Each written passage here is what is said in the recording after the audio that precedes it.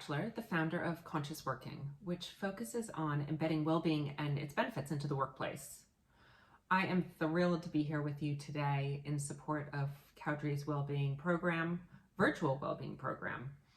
You know, Cowdray has been supporting wellness for years, so it only seems natural to expand this program to people like you, the virtual community. So today I'm going to be talking to you about why well-being matters, and in particular, why it matters in business. And I'll share with you some strategies that business owners, founders, leaders like you can employ to engage your teams and also to boost their morale now during COVID and beyond. And a little bonus, at the end, we will be doing just a short practice together, a little breath work and a guided meditation. So before we dive in, I just wanted to give you a brief background on me, because like many entrepreneurs or founders, my story is my why. So I have worked in the fashion industry for over 20 years.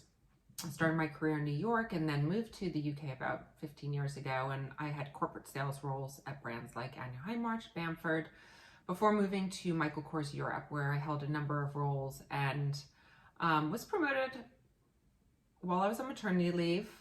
And like any ambitious professional, I quickly returned after only 4 months and very quickly had a grueling travel schedule, was traveling almost every week to Europe and probably every other month to New York. Just thinking of it again makes me a little bit exhausted. So my work-life balance was pretty non-existent. And at the same time, I started to feel the growing pressures of high-stress role with parental guilt. And so in order to manage some of this stress and try to regain some balance, I developed my own practices, my routines, my rituals. And at the same time, I was merging that with a more sustainable lifestyle. And so without even knowing it, I was starting to fix myself, set myself up to be able to perform at my best. But I was also starting to plant the seeds for the foundations of our programs at Conscious Working. So Conscious Working then was born out of this recognition, this realization that well-being is needed in business. There's a much greater need for it now than ever. And just in the past year, we've really started to come to terms with this and started to partner with businesses to create and implement bespoke well-being programs that address the hybrid challenges of work today. But we're also looking at what are the future challenges of work? What is work going to look like? And how can we establish some well-being programs that enable teams to perform at their best? So in my view, I've been a leader and now I'm sitting on the other side, and well-being can be used as a bridge. It can be used to create culture, and it can also be used as a strategy to perform and perform great, to hit the numbers that you need to hit. So if teams and leaders feel good, I mean, it's really simple. If they feel good, they'll perform well. And that's what we go on. That's what we speak to our partners about. So let's dive in. I mean, we can all agree the world has changed. The world itself is different, and so is the world of work. And no business, no CEO, no company has been exempt from this in the past year. Some might have been more impacted than others, but every company has been impacted because, you know, the pandemic was outside of our control. No one was really prepared for it. What's also really clear is that every employee needs support, every employee at every level.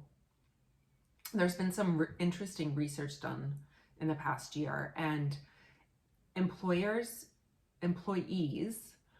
all state that within the past year that their mental health and their physical health is more important now than it was a year ago. So mental health is 84% more important, physical health is 87% more important. There was also a study done recently by Oracle and Workplace Intelligence, which wanted to understand the effects of remote working caused by the prolonged pandemic. And what came out of it is that C-suite executives are experiencing the biggest effects. with over 50% of C-suite execs stating that they are struggling with mental health. Now, it's not to say that any other level is not experiencing it, but just to a lesser extent. So these C-suite executives cited challenges with managing stress and anxiety, collaboration with teams, lacking work culture, lacking that connection. You know, at the end of the day, C-suite executives, people like you, leaders, are still expected to hit your numbers, still expected to drive the business in the way that you need to. But we weren't trained to be working in this way. We hadn't, practiced working this way. So this hybrid work is very different. It's different for leaders to be managing teams. Now, bottom line, businesses need to be supporting employees. And this is at every level. And it's to enable them to navigate through unprecedented times, but also helping them achieve those budgets, those targets that are required. Now, there's a few mistakes that I'm seeing some businesses make as they look towards well-being, to implement well-being programs. And the first one is that leaders are not necessarily engaged. So they might be supporting it financially, but actually believing in it, that's a different story. So they've signed off on the budget, but wholeheartedly don't necessarily see the benefits of a well-being program. Or if they do see the benefits, they actually aren't embracing their own well-being practices. The second mistake that I'm seeing is that employers actually think they're doing a lot more, they're offering a lot more, they're supporting their teams a lot more than employees actually feel. And there's been some research that backs this up. So there's been some research showing there's a significant gap between what workers feel they're getting as support compared to what employers feel they're giving. For example, 25% of employees consider their company is giving a good job for stress, to support stress, while over 42% of employers feel they're doing a good job. Even bigger gap is around mental health. And we have 27% of employees think that their company is doing a bad job, a poor job, while only 7% of employers think they're doing a bad job. So most people think they're doing great. And there's just this gap. There's a big gap. And number three, the third mistake that we're seeing is that at the end of the day, numbers still need to get done. We understand that. But the business is still emphasizing the job getting done. And look, we all are probably, victim to this. We wear our business like badges of honor. We have this great work ethic. We want to get things done. But we have forgotten that there's a balance. There's a yin and a yang, and you need to have both in order to perform to your best. So we need to have this work ethic, this drive, but we also need to have a bit of a rest ethic and this time off. And now more than ever, that's important because there are really no boundaries with our current hybrid situation. So those are the three mistakes that I'm commonly seeing. Now, what can you do? What can you do as a business owner, as a business founder, as a leader? My number one strategy for you is lead by example. As a leader, consider yourself like the team coach. You're coaching this, all-star team. How important is it that your team members are fighting fit? You're right, it's everything. You want your team playing their A game. So in order to play their A game, they need to be practicing consistently. They practice day in, day out. They have different drills. The same is true for people in business, for our teams in business. They need to have consistent well-being practices in order to deliver their best work. It's not like they have one day of, doing some great things and then the rest 6 other days they have no well-being practices. You need to have a consistent practice day in, day out to support your overall well-being. But even more than this, more than the team members being fighting fit, you as the leader, as the coach, need to be fighting fit. So your team, your all-star team needs to see you as the coach in great shape, mentally, physically. And in order to do that, then you're able to motivate them, to inspire them, to lead them. So those consistent practices that your teams need to have, they need to start with you, in fact. And when you have consistent well-being practices, then you can inspire your team members, all to have the same sort of consistency. And that enables you to perform day in and day out, and that will then engage them to support their own well-being day in and day out. Sort of like being on an airplane. You get onto the airplane, buckle your seatbelt, and the safety security video comes on. What do they say? They say, put your mask on first. Put your mask on first before you put on the mask of your child, of someone next to you. Why? Because you can't help anyone unless you've helped yourself first. If you're not there, then you can't put the mask on your child. So same thing, you as a leader, you need to put your oxygen mask on first. You need to nourish yourself first in order to inspire and engage your teams. So leading by example has never been more important. And I've seen so many cases of, a people project that has been implemented without the support of the CEO, without the support of the business founder, the leaders, the executive team, and unfortunately it just falls short. And the investment is a bit of a waste. The time is a bit of a waste. And unfortunately, the team below just starts to get a sense that they are unimportant. So it's all well and good to invest, but without the support of the leaders, it sort of goes by the wayside. And even more important is actually your involvement. So when your team see you and other senior leaders in your organization with their own well-being practices, communicating about their struggles with work-life integration or any other stresses, then it creates this human dynamic and it will draw people together. And right now, one of the biggest things that teams are stressing is that they don't have the connection. And actually just opening up to talk about these stresses or can actually bring people together. And ultimately, it will enable teams to be stronger and more committed in the long term. So, from my view, well-being needs to be a core value that's embraced by the company. And we all should be recognizing that well-being is a strategic asset because well-being does enhance performance. So at Conscious Work, we like to take a holistic view of well-being. It's not one thing, and it needs to be holistic. So we have 3 pillars: mind, body, and planet. And we always recommend a blend of these 3 initiatives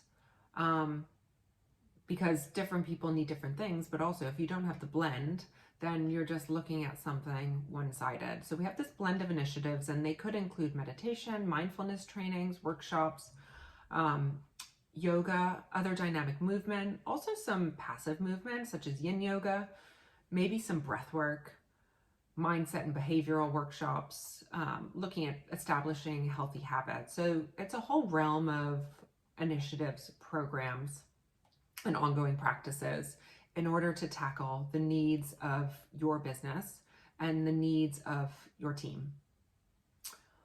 So just to finish off, I just want to take us through a very short practice. We'll do a little bit of a breath work so you can, see how this impacts you.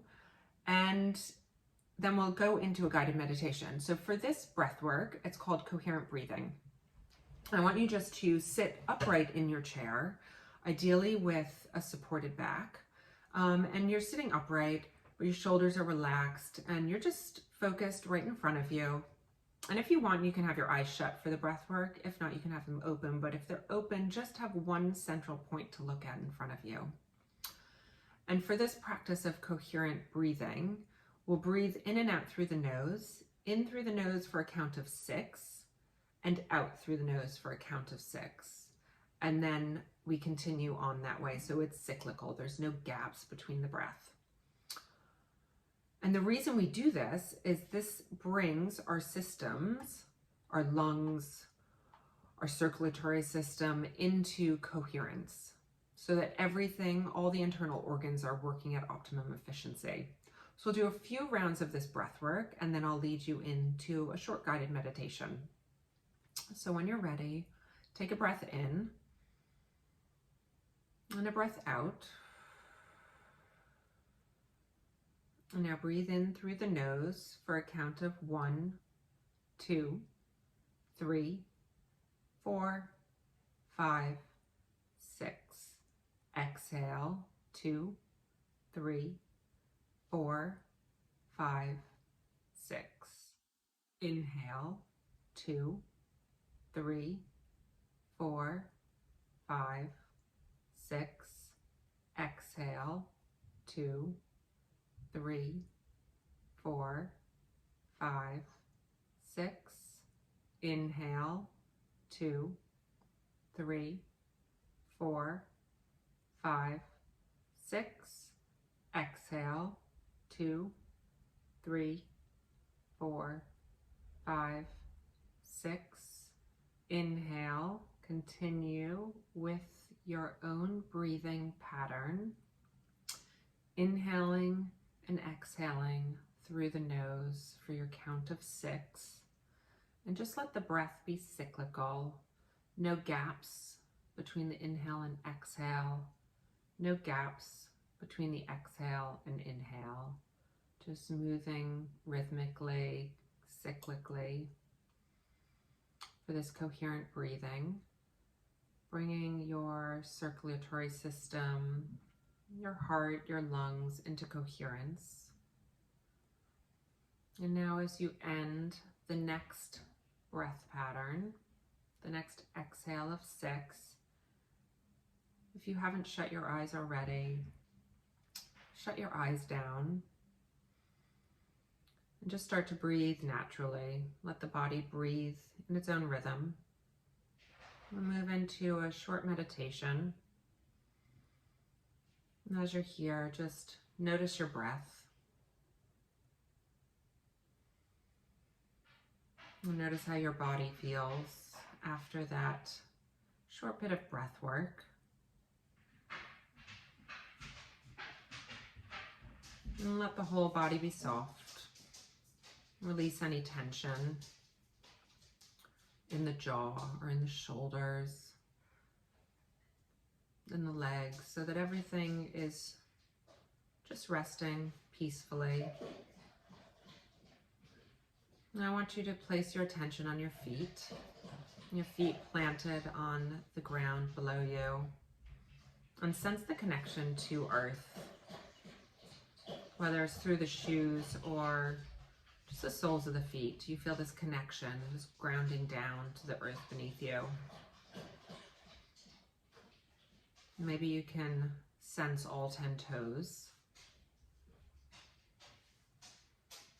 And then you move that attention upwards through the ankles and into the lower legs, the knees, to the upper legs, and all the way into the hips. Noticing the seat bones.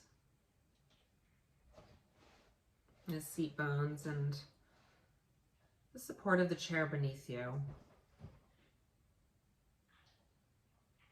Now you have this attention from the hips all the way down through the tips of the toes. An awareness of the lower half of your body. And then with this awareness, can you allow yourself to release a bit more?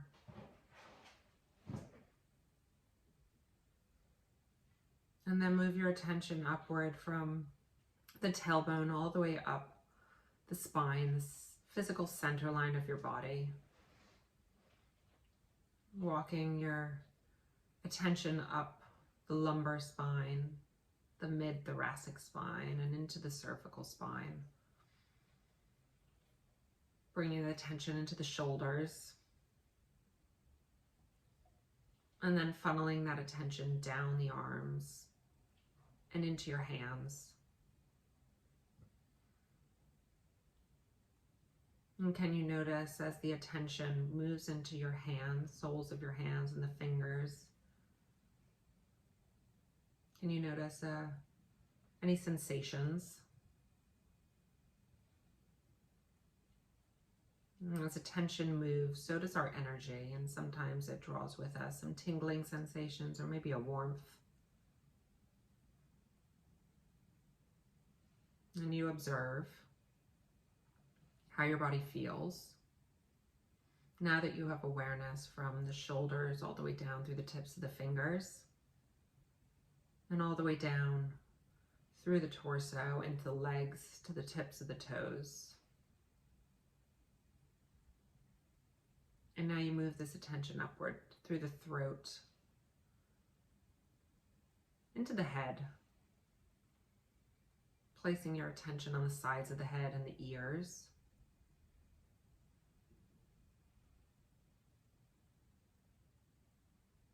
Observing the back of the head, the back of the skull, and how it connects to your neck, the spinal cord. And then you move the attention to the front of your head, the face. Observing your eyes and the eye sockets, the cheekbones, the mouth, your jaw. Maybe observe some tension in the jaw, and you just shift your tongue to the lower palate of your mouth to release that tension. And then move the attention to the space between your brows, the mind's eye, your third eye. And let that attention go deep into the skull, into the brain. And have this sense of awareness, you're all-knowing. Rest your attention in the mind's eye for a moment. Observing any colors that may present themselves, or shapes or sensations. Cultivating an awareness. And then you move that attention all the way up from the third eye into the crown of the head.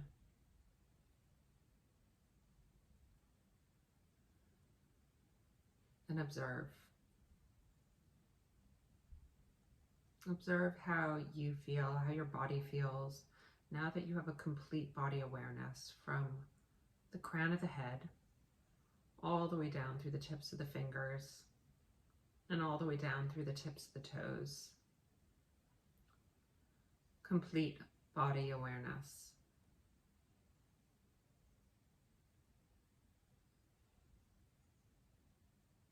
And now bring your attention back to your breath. Just feeling the body breathe. Now that you have complete awareness of the physicality of your body here, right now.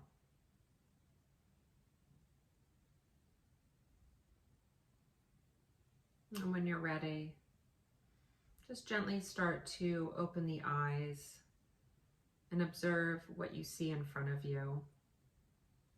Observe how your body feels after that practice. And observe your sense of awareness now for this moment. Thank you for practicing with me, everyone. And I hope that you found this past 20-25 minutes beneficial. I would love to connect with you, for you to connect with me. So please visit our website and you'll have all the details there. Please get in touch. I look forward to hearing from you, and I hope you all have a wonderful day and integrate well-being into your daily practice, as well as helping others on your teams implement it into theirs so that they can perform their best. Thank you.